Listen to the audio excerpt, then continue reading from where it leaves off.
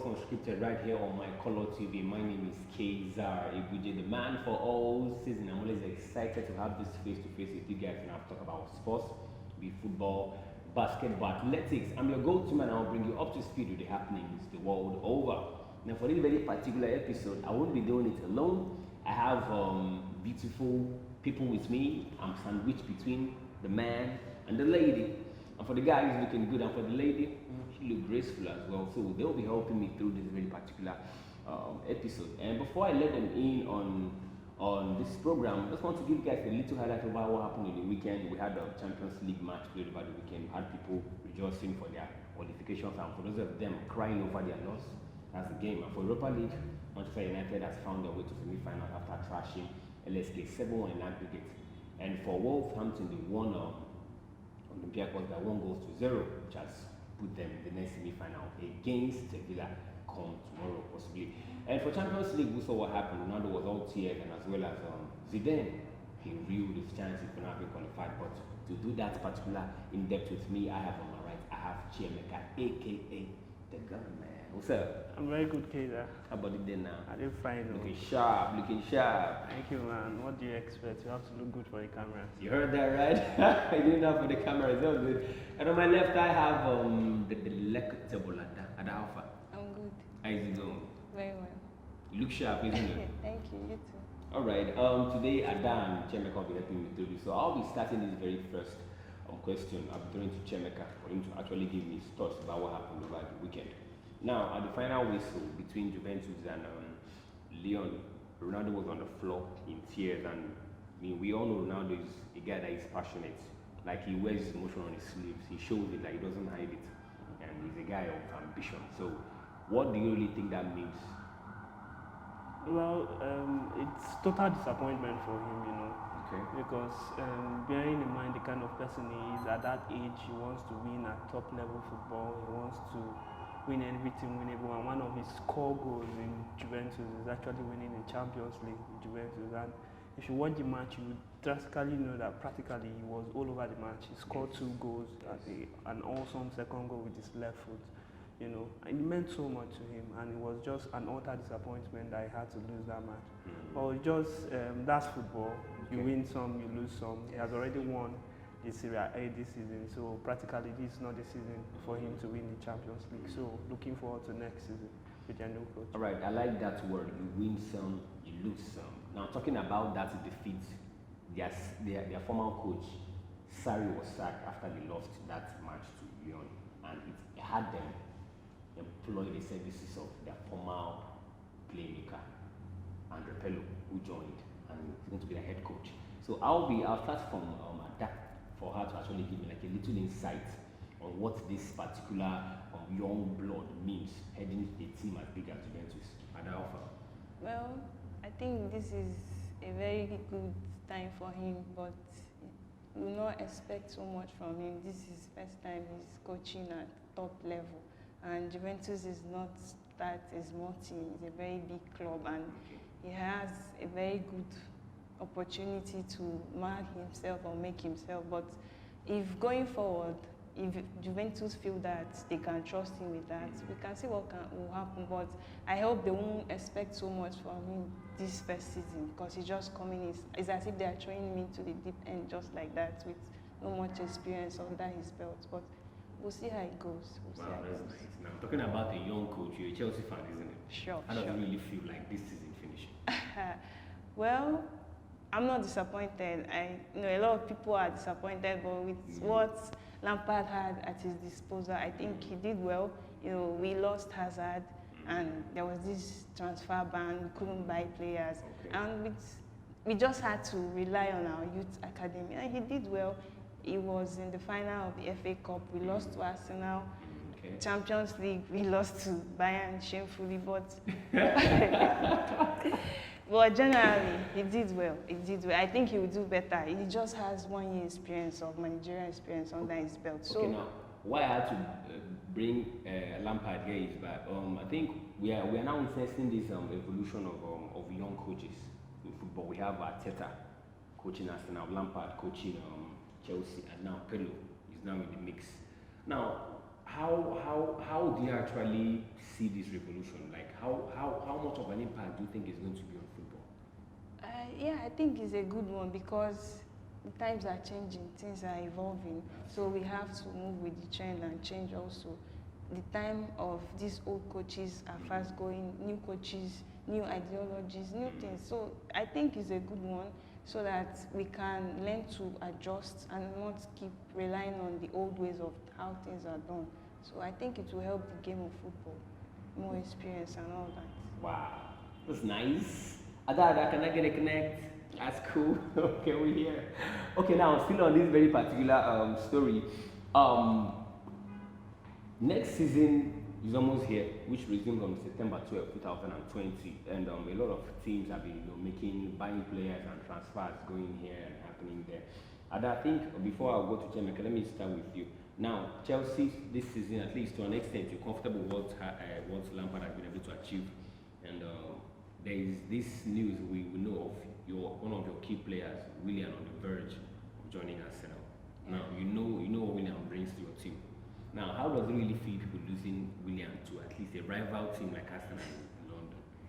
Well, Chelsea's policy has been once you turn 30, there is a likelihood that the club is not going to retain you. We also know that William has been fantastic, But if you check, I think he's dropping in form, and over the years, you can check his statistics. But in terms of leadership, he's very influential. He knows how to carry everybody along. We'll miss him though, but I don't think it will have a negative effect on Chelsea. Okay, I heard you. I hope it doesn't.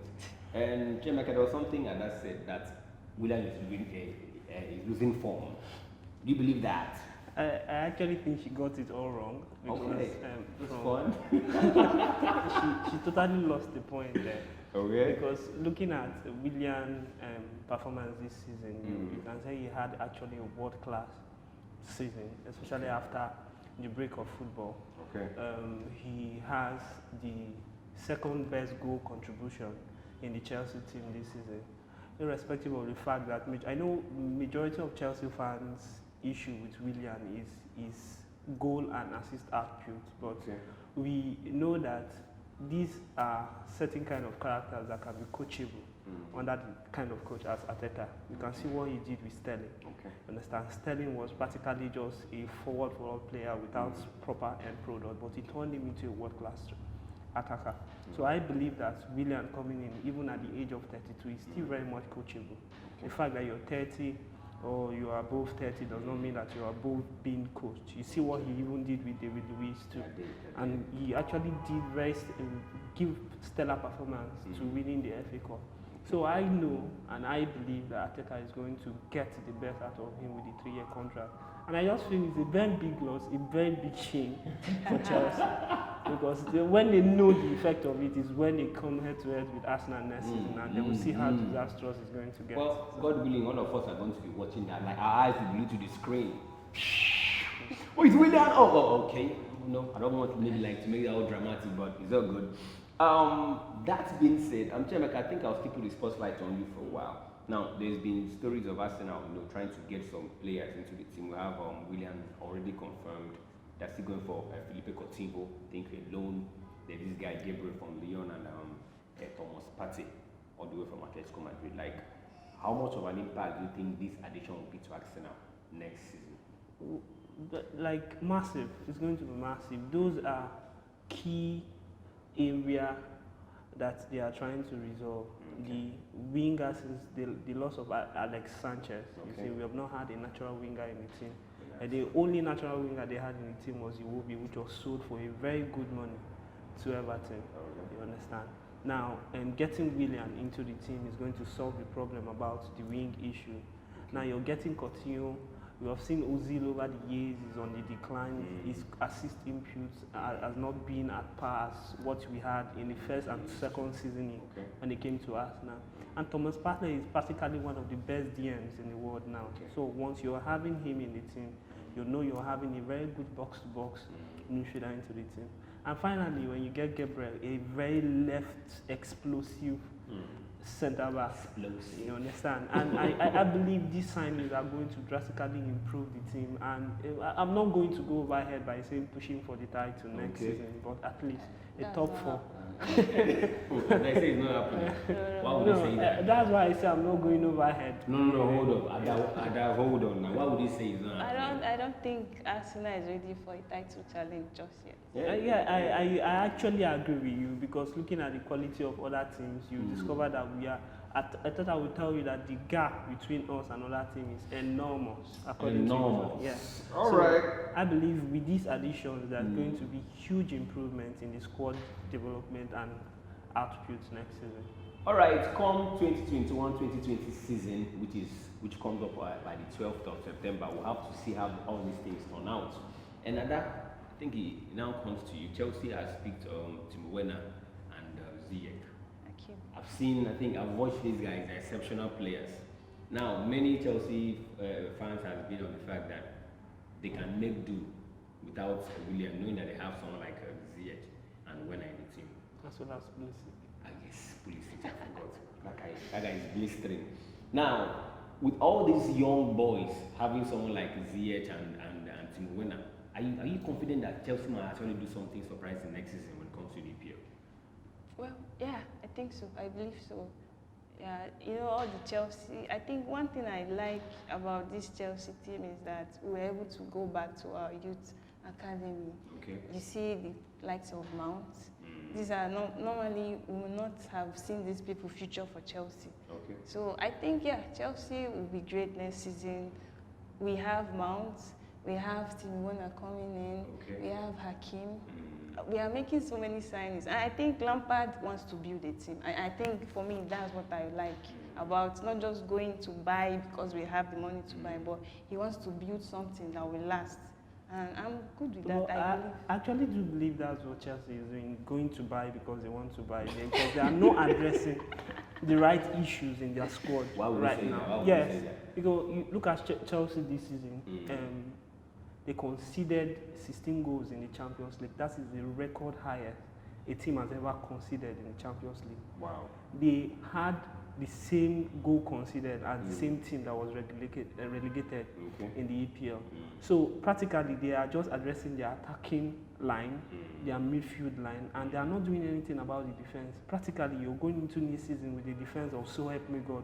And if you don't address those key issues with the defense, trust me, many teams are going to punish them for it. Their goalkeeping, their left back, their right, apart from James in that lineup. Understand? It's in disastrous. They are all in disastrous form. So I just feel they are not buying the right players to address those issues they have. They're just buying for the fact that they have money to buy. To address that, I think the last press conference Lampard had, he said that he knows that the problem we have is the defense, and he's going to make sure he gets people for that position. And Chelsea's defense has been the worst. I think we conceded 55 goals in the Premier League. 55. Wow. Sorry, 54. And the last time Chelsea conceded so much was 1996. So, and everybody's blaming Kepa. I don't think Kepa is the problem. I think the defense helps the goalkeeper. When Cech was in Chelsea, he was good. He's outstanding, but the back line helped him a lot. So we should not put the blame on Kepa. As for the defense, I believe strongly Lampard knows that's our issue. So he's going to find players for that. Okay, now, Ghana admitted that Arsenal, even you, that Arsenal will not be pushing for title next season. Yeah. Do you think Chelsea can push for title next season? I don't want to get my hopes up. Let's just see how it goes.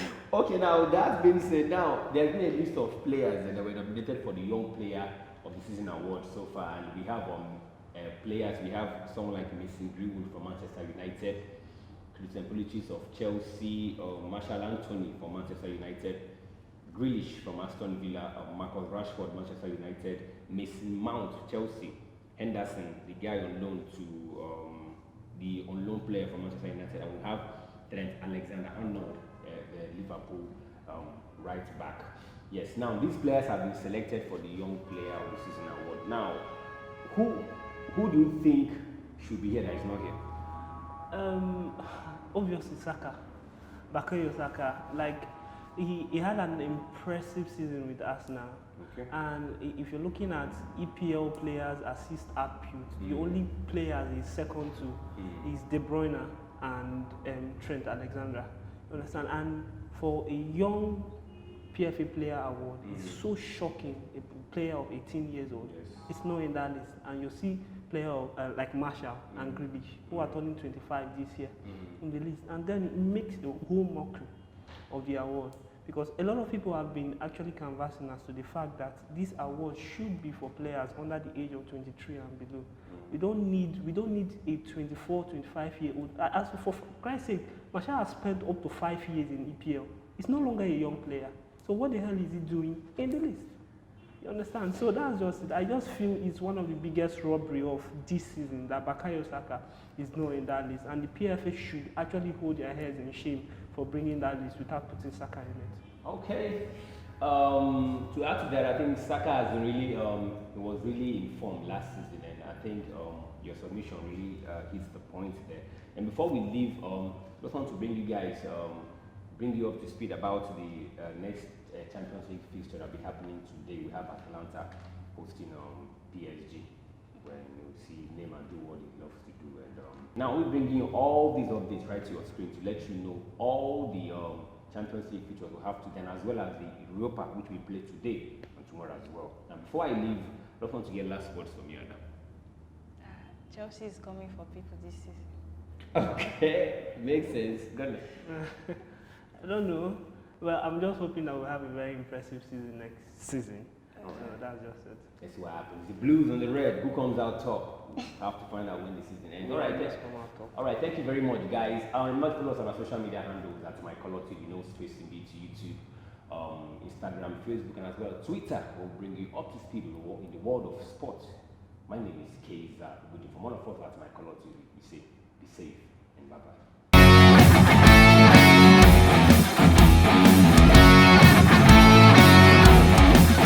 My Color TV, life in living color.